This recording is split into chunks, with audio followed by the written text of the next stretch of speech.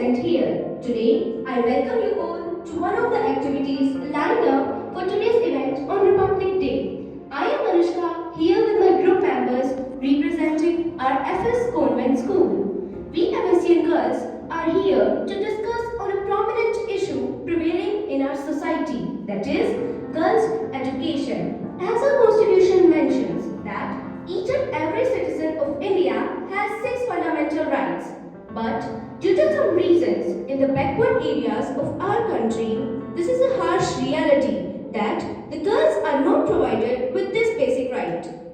As we all know that education plays a role as a great helping hand in everyone's life. It helps us to become self-independent and confident. It helps us to carve the way out of problems that seem like big mountains to us. Education is a moment from darkness to light. At this point, I would draw your attention towards girls' education. In our society, girls are considered inferior from boys in many aspects of life. Girls are not provided with equal opportunities and they are treated unequally. In this way, a very important part of our society, that is girls, remain deprived of basic facilities. At this point of time, without further ado, now let's begin discussing about the aspects affecting this problem and the steps that can be taken to improve the status of girls. There are a plethora of reasons for not educating girls. Why do you think so that girls are always considered secondary? Don't you think that girls also have the abilities same as boys? Now, I would like to ask Khushi that what she thinks about why the girls are not being educated in our society. In my opinion, there are several reasons for not educating girls. Here, I would like to mention one of them, that is orthodox mindset of parents. Many parents in our society think that there is no benefit or advantage of educating girls, as she has to go to her in-laws' house after marriage, so it will be a wastage of money to spend on their daughters. They always prefer to spend money and educate their sons, as he would be the responsible person of the family. This is seriously a great concern for all the girls born in such families. That's all about my point. After listening her point of view, we can easily conclude that the problem starts from home itself. We cannot change the society unless the family has a positive outlook towards the children. Now, I would like to go to Kirti and ask that what she wants to add over here. In my perspective, it is not always that parents are responsible for this problem. Sometimes financial crises also compel the parents not to send their daughters to school, which result in keeping them at home. Instead of sending them to school, they take them to their work site and to do labor and in helping their earnings. Whereas they send their sons in schools because he is the only person which have to take the responsibility of their family in future. So again, this is a kind of discrimination with girls. Why does this happen in our society? What is the fault of the girls? I don't understand why the girls are always victim of this in our society. That's all about my point. Yes, it's really true that girls are always considered the victim for sacrifices and for being deprived of opportunities. Now, I would like to ask Shivani about the different aspects affecting this problem. Here, I would like to draw everyone's attention towards my point that girls are always neglected, overlooked, and ignored in our society. Many parents are under pressure and restricted their daughters to the school, whereas boys are always preferred in this situation. Society plays a prominent role in inculcating the social values among the youth. Conservative society is one of the major reasons which prevent parents from sending their daughters to the school. This is how many of the girls remain illiterate forever. This is what all I want to say about my point. After listening all the 3 speakers, we can conclude that there are many reasons that prevents girls from going to school.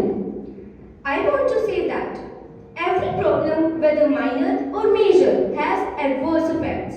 So not educating girls not only affect the girl's life but also our society. Now, I would like to ask Sia that how not educating girls affect our society.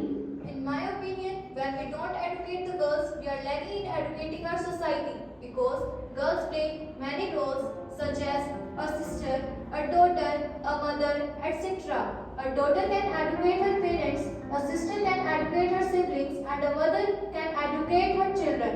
It is well said, if we educate a girl, we don't educate only one person. In fact, we educate the whole family as a girl plays many roles which I have mentioned before. Now I would like to ask my friend Tanishka whether do you agree with my point or not? Yes, I do agree with my friend's point of view that girls play a great role in educating a family.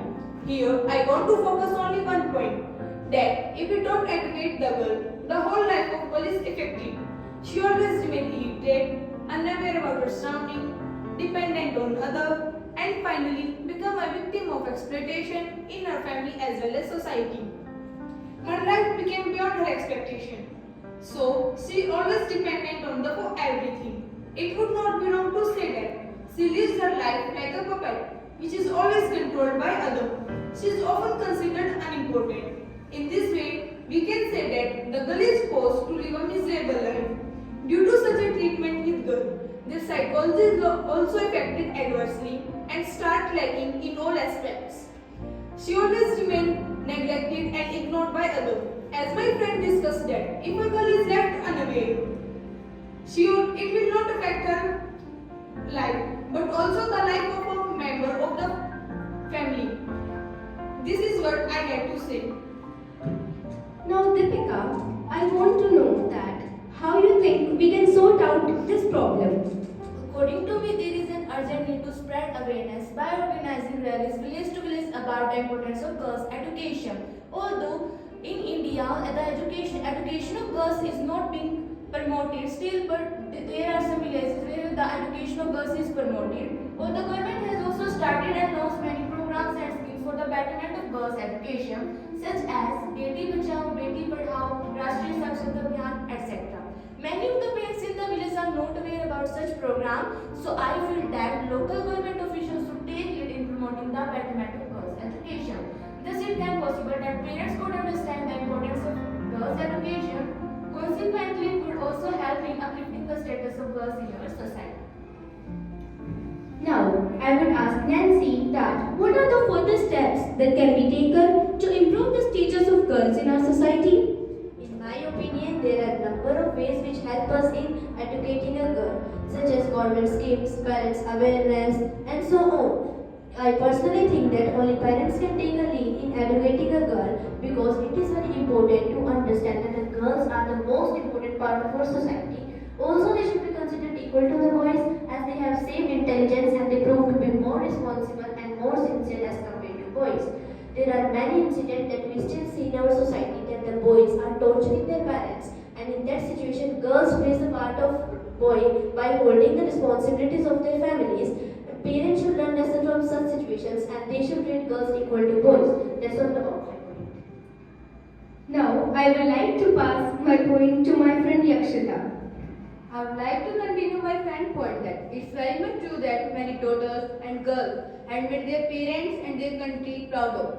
I would like to emphasize on one point that parents should have positive approach toward their children irrespective of their gender. Girls and boys are the two sides of a coin which are indispensable. If one of them is separated, then our society will remain undeveloped. So, it is very much important to educate both boys and girls to make our society more developed in a proper way. Children make families and further families make a society. I would like to mention one quotation that education is the most powerful weapon which we can use to change the whole world. That's all about my point. I agree with you, Yakshita.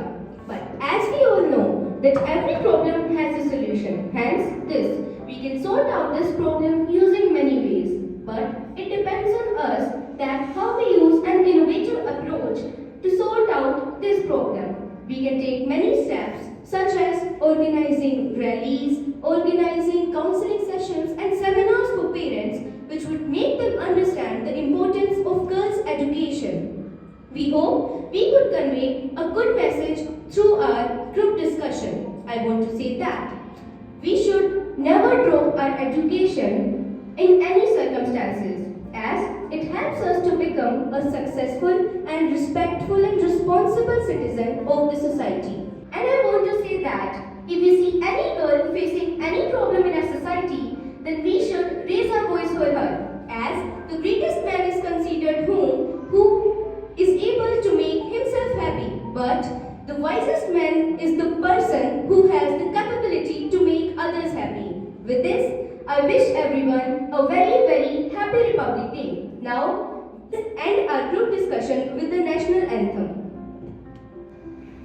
Now, I would like to request everyone to stand up on their respective places to show respect towards our nation by singing the national anthem. Please stand up.